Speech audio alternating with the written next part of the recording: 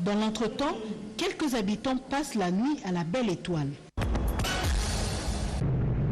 Il a encore plu à Kinshasa cette nuit, abondamment pour que le constat soit désolant. Même si en ce mois de mars, les pluies torrentielles viennent en série et ne sont plus événementielles, les dégâts l'obligent à faire événement à chaque coup.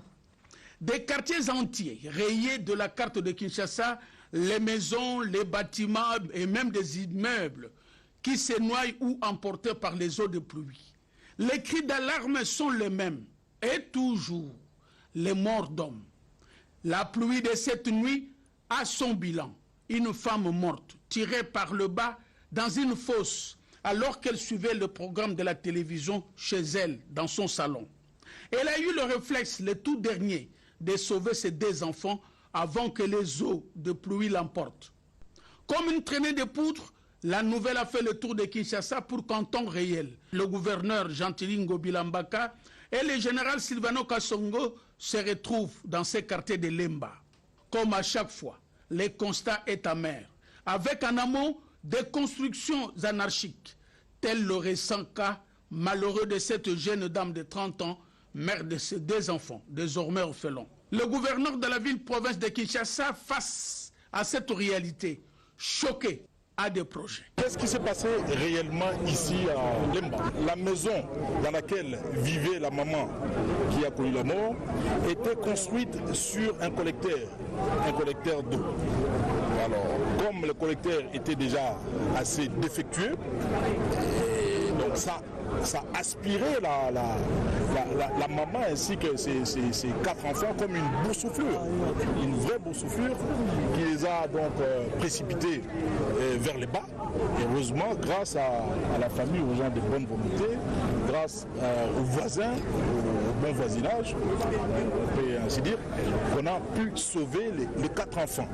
Mais la maman, on n'a pas pu la sauver, elle est décédée. En conséquence, il faut des décisions impopulaires très courageuses, évacuer toutes ces familles qui occupent le lit des rivières. Mais une question se pose. Quand donc va s'ouvrir le procès de tous ces bourgeois, tous ces inciviques, qui construisent sur les caniveaux ou l'obstruent pour que l'eau ne puisse pas charrier normalement? Et puis la ville de Mbujimayi menacée par de têtes d'érosion, une situation qui préoccupe la Chambre haute du Parlement. Les sénateurs disent prendre à cœur cette affaire. En vacances parlementaires au Kasaï oriental, le sénateur Ogi Longachivila a d'abord rencontré le directeur provincial de l'OVD. Les travaux d'élite anti-érosive étaient au cœur des échanges. Aussitôt fini, le sénateur Ogi Lunga a visité plusieurs sites érosifs qui menacent plusieurs quartiers de la ville d'Mbujimayi. Ogi Lunga a également rencontré le directeur provincial de l'office de route pour s'imprégner de la situation de l'évolution des travaux sur la nationale numéro 1, axe Mbujimayi-Kananga.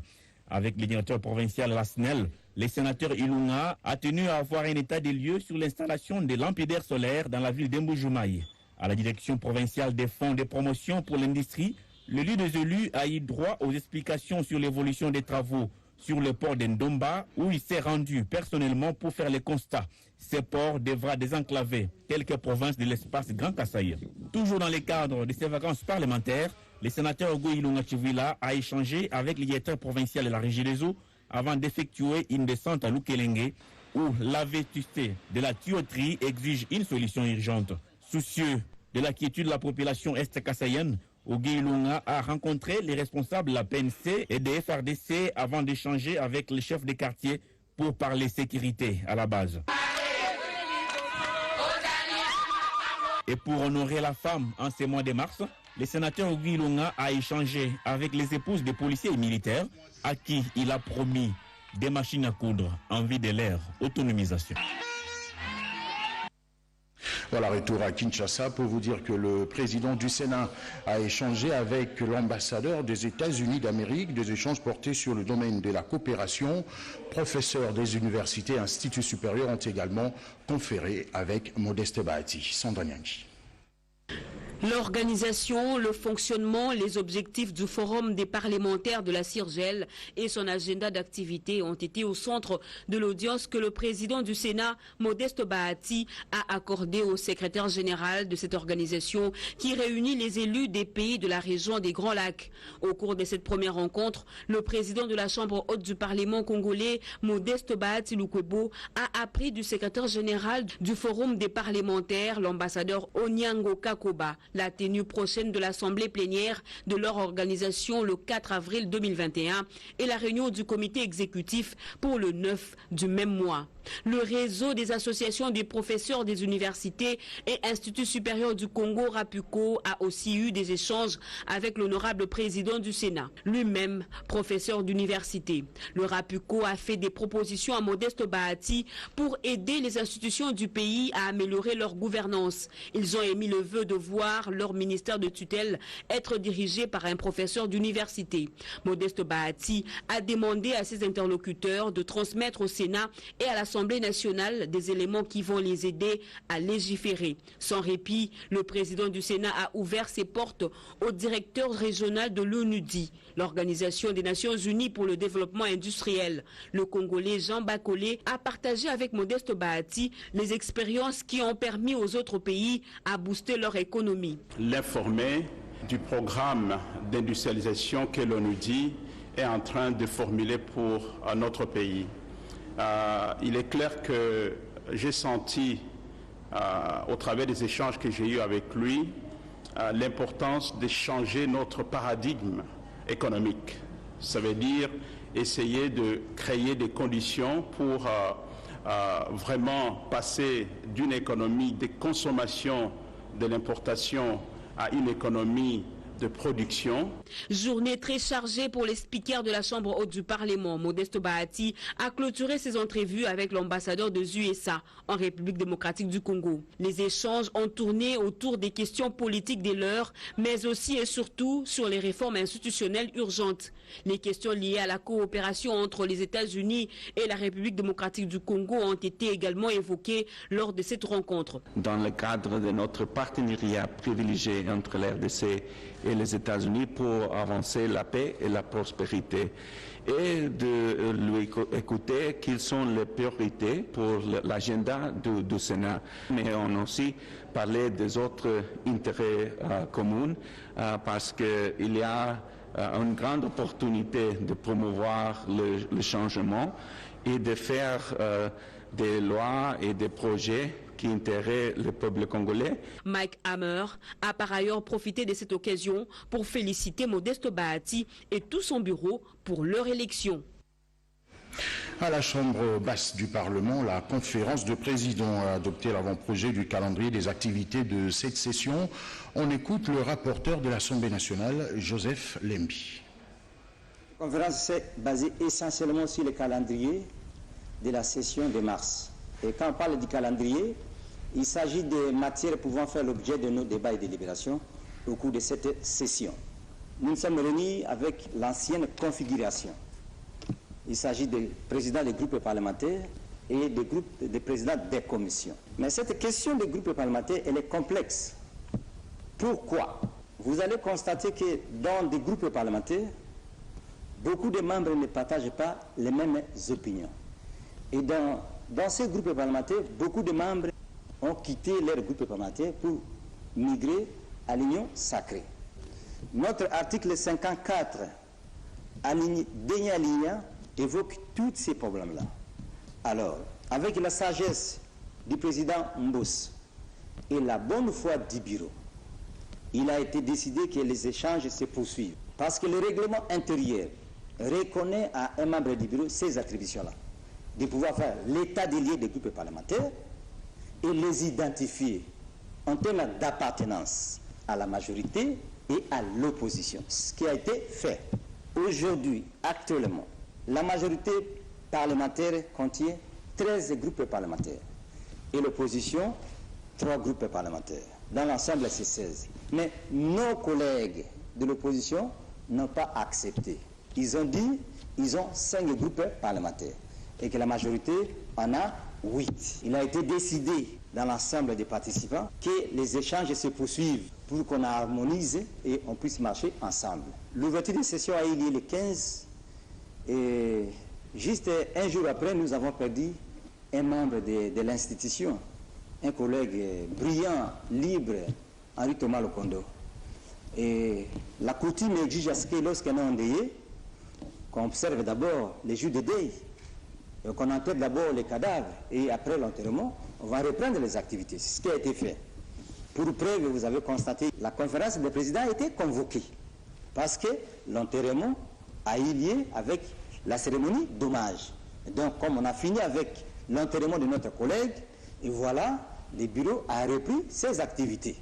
Donc, c'était ça. On n'a pas été bloqué, il n'y a pas eu ralenti, mais nous étions endeuillés. C'était ça la raison. Voilà, direction l'hôtel du gouvernement où le Premier ministre Sama Lukonde a conféré avec les ambassadeurs du Maroc et du Japon. Ces deux diplomates étaient venus dire au chef du gouvernement leur soutien. On regarde. Balai diplomatique à l'hôtel du gouvernement, c'est jeudi 25 mars 2021. Le Premier ministre Jean-Michel Sama Lukonde Kyenge a conféré premièrement avec les chefs diplomatiques du Royaume du Maroc. Rachid Agassim a déclaré que la relation entre Kinshasa et Rabat remonte à l'indépendance de la République démocratique du Congo. Selon lui, c'est un honneur et un plaisir d'être reçu par les chefs du gouvernement à qui il a remis personnellement les messages de félicitations du Premier ministre marocain à son homologue congolais. Pour preuve, l'ambassadeur marocain a remis au chef de l'exécutif national quelques documents rappelant les passés historiques entre la République démocratique du Congo et le Maroc. C'était une occasion de passer en revue, puisque c'était le premier contact, les moyens d'aller de l'avant et de renforcer nos relations bilatérales. Bien évidemment, le Maroc a toujours été aux côtés de la RDC et c'est une manifestation de soutien claire et nette. Le tête-à-tête avec l'ambassadeur du Japon a plutôt tourné autour de la coopération bilatérale entre Kinshasa et Tokyo. Le gouvernement de l'Empire du Soleil Levant, affirme Minani Ino, est prêt à accompagner le Premier ministre Jean-Michel Sama Lukonde Kyenge dans son programme d'action au bénéfice du peuple congolais. Je suis très content que nous avons parlé très franchement de la coopération qui existe entre le Congo et le Japon et on va travailler ensemble. Je demandais au Premier ministre de tenir en amitié avec le Japon, d'apporter notre C, de voir le Premier ministre réussir à former un nouveau gouvernement le plus tôt possible. Bien sûr, le Japon restera aux côtés de la République démocratique du Congo et je soutiendrai les efforts qui ont été faits par le président de la République ainsi que le Premier ministre nouvellement nommé. Il faut noter que la coopération japonaise est déjà à pied d'œuvre dans la formation de la jeunesse et de quelques unités de la police nationale congolaise. Il n'y a pas de variante congolaise du Covid-19 en République démocratique du Congo. C'est un démenti du ministre de la Santé de la RDC. On l'écoute tout de suite. Chers compatriotes, nous avons lu avec intérêt l'article paru dans Figaro du 23 mars 2021 à 17h36 suggérant une origine congolaise du variant coronavirus B1-214. Je voudrais rappeler à l'opinion tant nationale qu'internationale que la pandémie à Covid-19 n'a pas commencé en République démocratique du Congo. C'est une maladie qui nous a été importée. La première personne qui l'a introduite dans notre pays venait de l'Europe. Elle était testée positive au coronavirus le 10 mars 2020.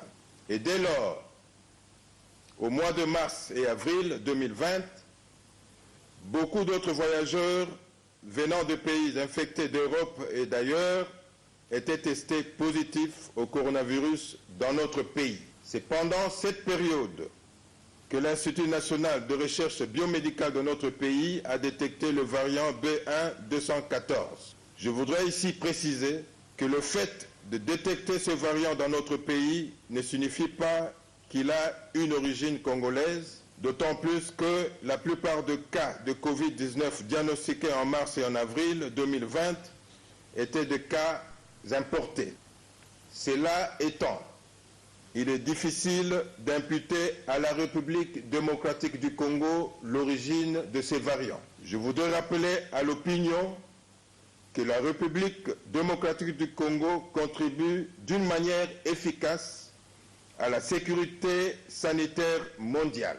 Son expérience dans la lutte contre Ebola, reconnue mondialement, l'amène à maîtriser rapidement la maladie avant qu'elle ne se propage dans d'autres pays. Toujours dans le cadre de la sécurité sanitaire mondiale, notre pays, à travers son laboratoire de séquençage de l'Institut national de recherche biomédicale, s'est engagé dès l'apparition de la pandémie Covid-19 à assurer la surveillance génomique du coronavirus. C'est dans ce cadre qu'il a détecté le variant B1.214 en avril 2020 et a soumis le rapport à la plateforme internationale G7 en mai 2020, tel que l'exige le règlement sanitaire international de 2005. La République démocratique du Congo est comptée parmi les pays africains pionniers dans le domaine du reportage des informations sanitaires liées à la Covid-19, faisant d'elle un maillot important dans la lutte globale contre la pandémie à Covid-19.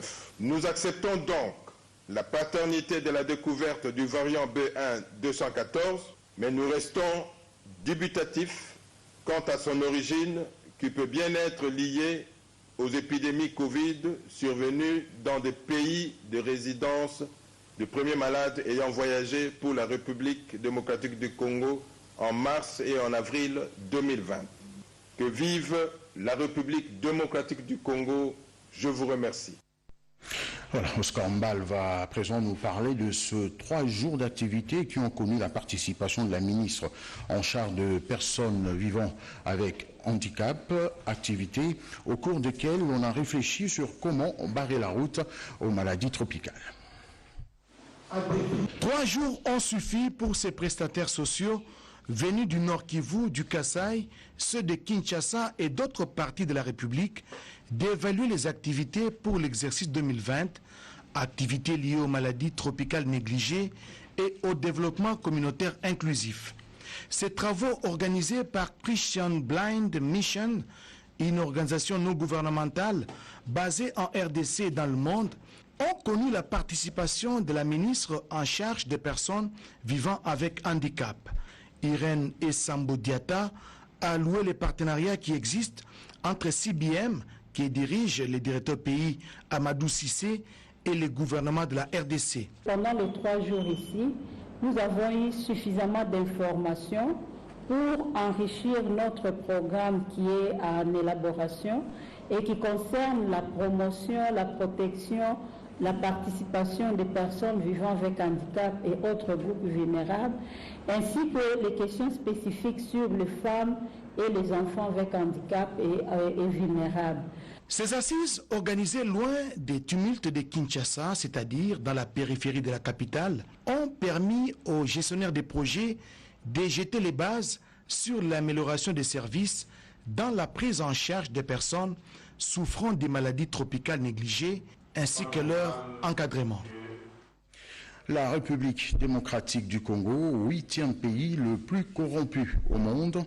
Le pays perd 15 milliards de dollars chaque année à cause de la corruption. Le professeur Luzolo Bambi, très indigné, appelle à la conscience collective pour renverser la tendance. Sandra Nyangi. La RDC connaît un marasme économique quasi chronique. Les moyens de l'État sont très maigres, pas à cause des paramètres économiques, mais plutôt à cause de la corruption, devenue un mode de gestion. La lutte contre la corruption doit donc nous préoccuper au même titre que la lutte contre le Covid-19, car ce fléau nuit de fond en comble notre économie, par ricochet, entrave au bien-être de la population tout entière. Les propos sont du professeur Luzolo Bambilesa qui décide de sortir de son silence. Il prend ainsi la parole en tant qu'intellectuel engagé et acteur politique indépendant. Il suggère qu'on en fasse un débat de société. Pour exprimer toute ma reconnaissance à l'ancien président Joseph Kabila pour la confiance qu'il avait faite justement pour pouvoir exercer toutes ses fonctions dans le secteur de la justice anticorruption. J'exprime aussi ma reconnaissance à l'endroit du président Félix Antoine Tshisekedi pour m'avoir gardé dans son cabinet pendant plus d'une année concernant la gouvernance de mon pays, surtout sur une question qui me paraît préoccupante, mais sur laquelle on ne parle pas assez profondément. C'est la problématique de la corruption, du détournement des deniers publics, de tout l'argent que l'État devrait recouvrer, mais qu'il perd, et de son impact direct sur le vécu quotidien du peuple congolais. Il y a 5 ans, en charge des fonctions anticorruption, j'avais affirmé que nous perdons chaque année un minimum de 15 milliards de dollars. Évasion, corruption, détournement. Je relevais que nous avons un budget de 5 milliards. Nous sommes en 2015. Si cette donne-là persiste aujourd'hui, c'est que le devoir de l'État et de toutes les institutions du pays devrait consister à inverser la tendance. Parce que l'argent que nous perdons ne peut pas être supérieur à l'argent que nous réunissons. 15 milliards contre 5 milliards, c'est très interpellateur. Que faire? Le scientifique a quelques pistes. Il faut donc décorruptionnaliser toute la République démocratique du Congo. La dernière vision du chef de l'État que j'ai suivie, qui se résume pratiquement à la tolérance zéro contre toutes les antivaleurs. Donc je m'inscris naturellement dans cette vision-là, parce que je considère justement que c'est cela la plaie du Congo. Hommage à l'ancien président de la République démocratique du Congo, Joseph Kasavubu. Plusieurs manifestations ont été organisées en République démocratique du Congo et ont connu la participation du ministre de la Communication et des Médias. Images et commentaires. Nous sommes en la cathédrale Notre-Dame de Lingwala, cette messe d'action de grâce où ont pris part la famille biologique, plusieurs personnalités politiques ainsi que l'aîné Congo était une occasion tout indiquée pour implorer la grâce divine pour que Dieu accorde une place de choix dans l'au-delà à Joseph Kasavubu, premier président de la République démocratique du Congo. L'officiant du jour a exhorté les peuples congolais dans l'ensemble ainsi que nos dirigeants à suivre son exemple de gestion. L'aîné Congo présent à cette célébration eucharistique ont profité de l'occasion pour lancer un appel à l'unité pour le développement de cette contrée. Au nom de la famille biologique, Carole Kasavubu Kietazabou, petite fille du patriarche, a remercié le chef de l'État Félix Antoine Tshisekedi Tshilombo d'avoir honoré ces grands hommes au rang des héros nationaux.